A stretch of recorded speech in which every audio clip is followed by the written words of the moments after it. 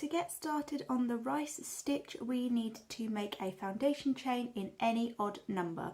So as long as you want, as wide as you want, as long as you use an odd number, this stitch will work. So to get started, I have chained 25 for my swatch today. So pause the video, go ahead, make your foundation chain in an odd number and meet me back when you're ready. So once we're ready to begin, we need to place a double crochet. Now in the UK this is known as a treble crochet, but for the purposes of this tutorial I'm going to be using US crochet terms. There will be a link to a conversion chart in the description box below. So to get started we need to put a double crochet in the third chain from the hook, so not counting this one on the hook. 1, 2 and 3, insert in there for a double crochet. And we're just going to place a double crochet in each stitch all the way to the end of the row. So the first row is a really nice easy one. So once you have a whole row of double crochet, then I will meet you back when we move on to our next row. Just a quick tip for this row: when you get to the end, not counting that turning chain, you should have an odd number of double crochets. So just have a quick count once you get to the end and I'll meet you back when we're ready to move on to the next row. So I'm now ready to move on to row 2. I have 23 double crochets in my row, not including this turning chain and this chain 2 from the beginning. So to move on to the next row, you want to chain 1, which doesn't count as a stitch, and turn our work. So in the very first stitch, so at the bottom of that chain 1, that very first stitch here, we are going to place a half double crochet. Each row starts and ends with a half double crochet, so just keep that in mind for when you're starting and finishing each row. Now we're going to move on to creating the rice stitch, which is a one row pattern.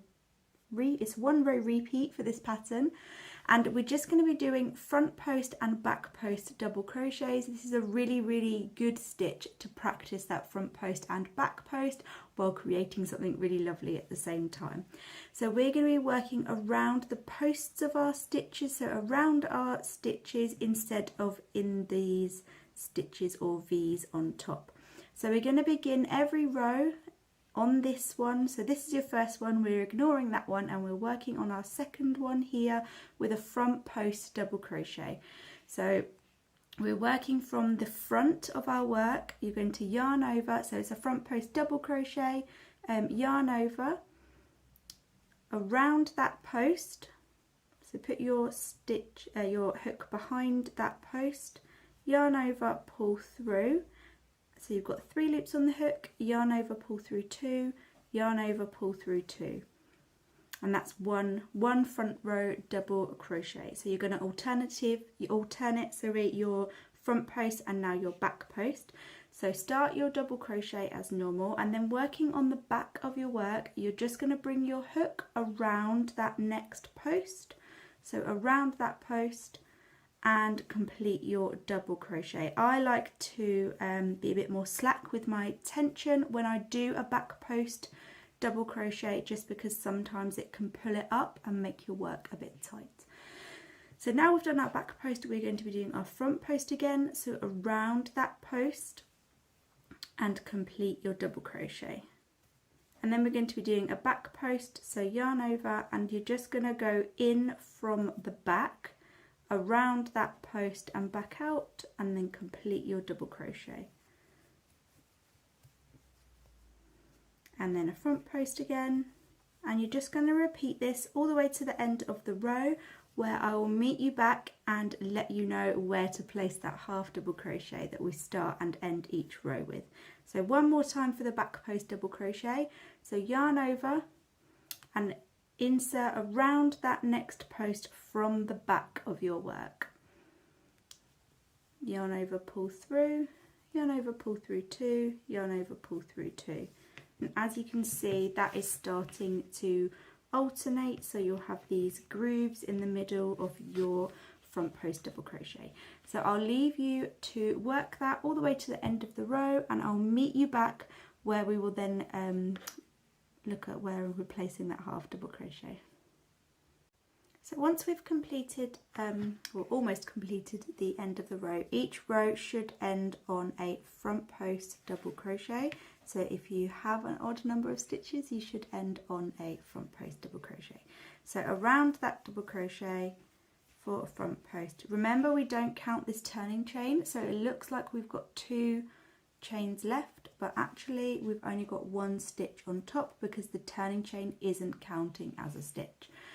So you might need to just turn your work slightly to be able to see that stitch, but instead of going around that post, you're just going to go into that stitch on top and create your half double crochet.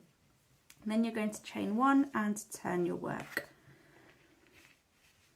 So just like before, at the start of the first row, we're going to put a half double crochet into that very first stitch at the bottom of our chain 1, and then we're going to start with a front post double crochet. So as you can see, this was a front post on this side, but on this side it looks like a back post. It's set back from this stitch, which was a back post, which is set forward. So we're actually going to do a front post double crochet around that stitch. So we start each row with a front post double crochet, and we're going to bring it forward. And then around this one here, we're going to do a back post and so on. So that's how easy this stitch repeat is. I'm going to build my swatch up a bit just so I can show you what it looks like on a bit of a bigger scale. So I'll meet you back and show you that shortly. So I just wanted to show you my my swatch worked up a bit. So the rice stitch is a really lovely, it's a textured stitch, it's really nice. It's quite dense, so it's probably better for like cows and scarves, or for even like borders of things, which is really nice. But yeah, it's really lovely textured stitch, and as I said before, it's a great stitch for practicing that front post and back post double crochet. So if you like my channel, please give it a massive thumbs up and hit that subscribe button. It really lets me know that you like my content and want me to create more when you subscribe. So I'll catch you on the next tutorial.